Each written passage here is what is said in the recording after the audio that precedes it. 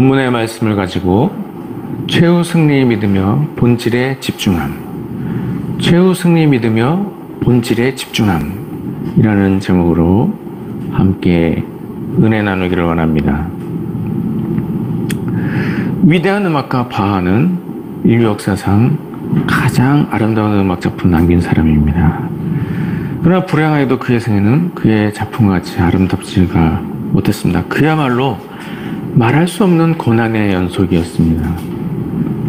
바하는 10살도 되기 전에 아버지와 어머니가 돌아가셨습니다. 바하를 키워준 형이 있었지만 형은 자기가 먹여 살리는 바하를 미워했습니다. 어른이 되어서도 바하의 생활은 마찬가지로 어려웠습니다. 결혼한 지 13년이 전에 부인이 죽었습니다. 또다시 결혼을 하였는데요. 바하에게 20명의 자녀가 생기게 되었습니다. 그런데 그 중에 10명이 어려서 죽고 말았습니다. 그리고 다른 한 명은 20살쯤에 죽었습니다. 또 다른 한 명은 정신박약하였습니다.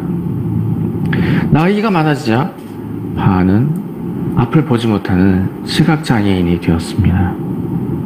게다가 뇌일혈로 쓰러져서 반신불수가 되었습니다.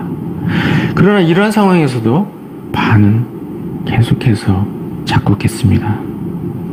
수많은 사람의 영혼을 완전히 사로잡을 만한 웅장한 찬양과 또 장엄한 경배곡, 그 외 노래곡들을 많이 작곡했습니다. 그야말로 불후의 명작들을 작곡했습니다. 그러한 바하는 자신이 작곡한 칸타타나 오라토리오의 마지막 부분에 항상 SDG라는 글자를 적어 놓았습니다. 이것은 오직 하나님의 영광을 위하여라는 뜻의 라틴어 머릿글자입니다. 혹독하고 견디기 힘든 어려운 고난 속에서도 오직 하나님의 영광만을 소망하며 오직 하나님의 영광만을 위해서 일하는 것, 이것이 바하의 삶의 목적이었습니다. 오늘 바하의 삶의 이야기를 통해서 우리가 믿는 성도로서 고난당할 때 어떠한 태도를 취해야 할까 교훈을 얻을 수가 있습니다. 믿는 성도는 고난 중에도 하나님께 영광을 돌려야 하는 것입니다. 고난당하게 되었다고 하나님의 일을 전혀 못하게 되는 것은 아닙니다. 고난 중에도 할 수만 있는 대로 하나님께 영광 돌려야 하는 것입니다. 그러면 하나님이 그 일을 더욱 기쁘게 받아주십니다.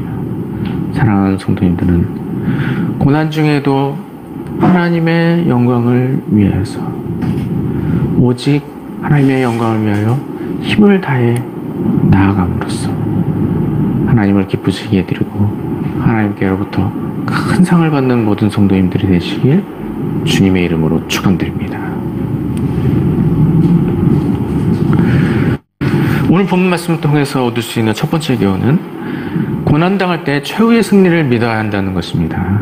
오늘 본문 로마서 8장 18절에 생각하건대 현재의 고난은 장차 우리에게 나타나는 영광과 비교할 수 없도다 라고 했습니다. 이렇게 말씀하신 것은 우리에게 비록 고난이 찾아오지만 고난 이후에 비교할 수 없는 영광을 얻게 된다는 것입니다. 믿는 성도에게는 고난이 따라오게 됩니다. 예수님 말씀에 순종하면서 정직하게 살려고 할 때 고난이 따르게 되는 것이죠. 적당히 다른 사람들 속이고 많은 이득을 취하려고 하는 것, 그리스도인 이런 일을 해서는 안 되는 것이죠. 정직하게 살기 위해서 손해보는 일들을 많이 경험하게 되는 것입니다. 심지어 그리스도인이라는 이유만으로 핍박을 당하는 일도 있었습니다. 로마 황제들에 의해서 그리스도인이 핍박을 받았죠. 원형 경기장에서 짐승의 먹이가 되었습니다. 또 화형을 당하는 경우도 있었습니다. 이처럼 그리스도인에게 고난이 따르게 되는 일인데, 그렇다고 해서 믿음을 저버려서는 안 되는 것입니다. 그리스도인은 왜 고난 가운데서도 믿음을 저버려서는 안 되는 것일까요? 그것은 고난 이후에 비교할 수 없는 영광이 주어지기 때문입니다. 그리스도인은 고난당할 때 하나님께 함께 하십니다. 하나님께서 함께 하십니다. 그리고 고난이 모두 지난 후에는 천국에 들어가서 영원토록 영광을 누리게 되는 것입니다. 땅에서 당하는 고난은 씻은 듯이 사라지고 영원한 영광의 땅에 들어가서 하나님과 함께 영원토록 기쁨과 즐거움을 누리게 되는 것입니다. 그래서 그리스도인은 고난당할 때 하나님이 예비해 놓으신 최후의 승리가 있다는 것을 기억해야 하는 것입니다. 잠시 잠깐 고난당할 때도 하나님께서 최후의 승리를 허락해 주시는 것을 기억하고서 고난 중에도 기쁨으로 모든 고난을 이길 수 있어야 하는 것입니다. 천국에서의 최후 승리가 아니더라도 또 땅에서 당한 동안에 사는 동안에 당하는 모든 고난 하나님께서 도와주셔서 모두 이기게 하십니다. 그리스도인이기 때문에 고난 받는 것 아니라도 우리 모든 사람이 다 당하게 되는 이따금씩 겪게 되는 그런 고난들이 있는 것이죠. 그러나 그런 고난 가운데서도 하나님께서 사랑하는 자녀들을 붙들어 주시는 것입니다. 하나님께서 도와주셔서 그 모든 고난을 이기게 하시는 것입니다. 그래서 그리스도인은 고난당할 때 전능하신 하나님이 도와주심으로 반드시 승리를 하게 되는 것입니다. 그리고 그러한 고난이 하나둘씩 지나게 될 때 마침내 영광의 그날에 찬란한 하늘나라에 들어가게 되는 것입니다. 영광의 땅에 들어가서 영원토록 주님과 기쁨을 누리게 되는 것입니다. 이와 같이 믿는 성도에게는 최후 승리가 예비되어 있다는 것을 기억해야 하는 것입니다. 밀려오는 파도를 하나씩 둘씩 극복해 나게 되면 마침내 영광의 땅을 밟게 되는 것을 기억해야 하는 것입니다. 사랑하는 성도님들은 믿는 자에게 최후의 승리가 주어진다는 사실을 기억함으로써 땅에서 사는 동안에도 하나님 도와주시는 은혜로 모든 고난을 이기고 천국에 들어가서 좋으신 하나님과 함께 영원토록 영광을 누리게 되는 모든 성도님 되시길 주님의 이름으로 축원드립니다. 오늘 본문 말씀을 통해서 얻게 되는 두 번째 교훈은 고난 중에도 본질에 집중해야 한다는 것입니다. 우리에게 다가오는 고난이 크게 느껴지지만 고난 자체가 본질이 아닌 것을 기억해야 하는 것입니다. 고난은 본질적인 문제를 붙들고 싸우며 나아갈 때 특수하게 주어지는 상황에 불과한 것입니다. 그런데 고난의 문제가 너무 크게 느껴진다든지 본질을 모두 잃어버려서는 안 되는 것이죠. 그리스도인에게 본질은 무엇입니까? 그리스도인에게 본질은 사명을 감당하고 하나님께 영광을 돌리는 것입니다. 그리스도인은 사명을 감당해야 됩니다. 예수님께서 나에게 맡기신 일을 책임감 있게 잘 감당해야 하는 것입니다. 그리스도인이 공이 주어진 사명이 모두 있는 것이죠. 그것이 무엇입니까? 그것은 복음 전파의 사명입니다. 마가복음 16장 15절에 너희는 온 천하에 다니며 만민에게 복음을 전파하라 하셨습니다. 이것은 예수님께서 주신 지상 최대의 사명입니다. 복음을 전해서 영혼을 구하는 일, 그리스도인에게 주어진 최대의 사명인 것이죠. 그래서 그리스도인은 고난 중에도 복음을 전하는 일을 잘 감당해야 하는 것입니다. 그리스도인에게 사명을 주실 때 개개인의 특성에 따라 특별한 사명을 또한 맡겨주셨습니다. 에베소 4장 11절에 그가 어떤 사람은 사도로, 어떤 사람은 선지자로, 어떤 사람은 복음 전하는 자로, 어떤 사람은 목사와 교사로 삼으셨으니 라고 했습니다. 이와 같이 예수님께서 개개인의 특성에 따라 특별한 사명을 맡겨주신 일들이 있습니다. 그래서 복음을 전하는 일 외에도 예수님께서 나에게 맡기신 특별한 사명, 내가 다른 사람들보다 더 특별하게 잘 감당할 수 있는 그 일로 하나님께 영광을 돌려야 하는 것입니다.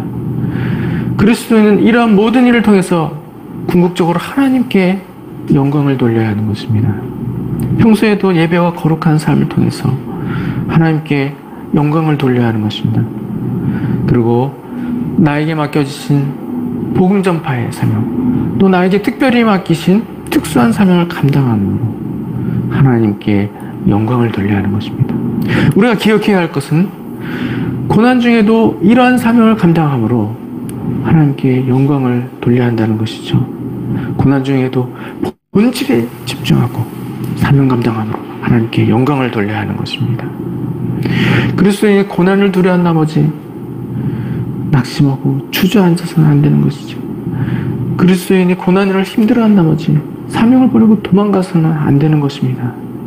그리스도인은 고난 중에도 최후 승리를 믿으며 본질을 붙잡고 하나님께 영광 돌려야 하는 것입니다. 고난 중에도 하나님께 영광 돌릴 수 있습니다.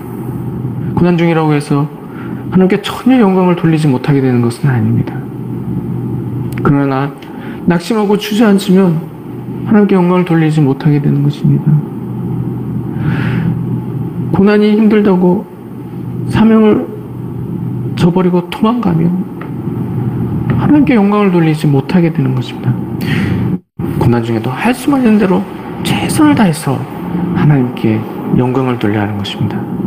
그러면 그 일을 통해서 하나님께 큰 영광이 돌려지게 되는 것입니다.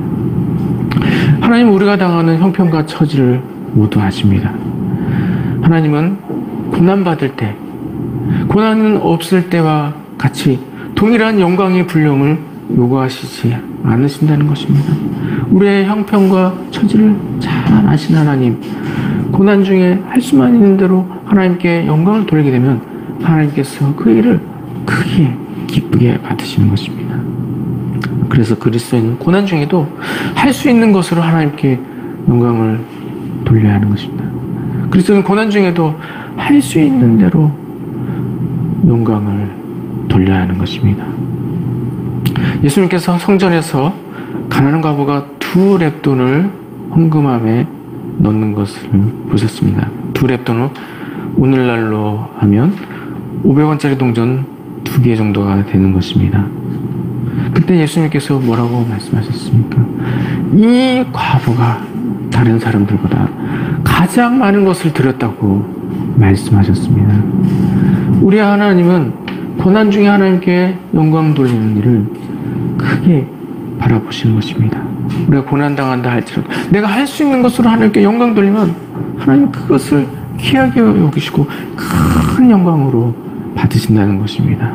그래서 고난 중에도 본질을 붙잡고 하나님께 영광을 돌려야 하는 것입니다. 사랑하는 성도님들은 고난 가운데 최후 승리를 바라보시기 바랍니다. 하나님이 함께 하시면 모든 상황을 이기게 되는 것입니다. 그와 같이 때때로 다가오는 모든 고난을 하나씩 둘씩 모두 고난을 이기게 되면 마침내 찬란한 영광의 나라에 들어가게 되는 것입니다. 사랑하는 성도님들은 고난 중에도 본질을 붙잡고 승리하실 수 있으시길 바랍니다. 고난 중에 내가 감당할 수 있는 일로 하나님께 영광 돌림으로, 내가 영광 돌릴 수 있는 분량으로 하나님께 영광 돌림으로 하나님을 기쁘시게 하시기 바랍니다. 사랑하는 성도님들은 비록 고난 가운데 있다 하더라도 최후 승리 믿으며 본질을 붙잡음으로써 하나님께 영광을 돌리고 오히려 고난을 통해 하나님께로부터 큰 상을 받게 되는 모든 성도님 되시길 주님의 이름으로 축원드립니다.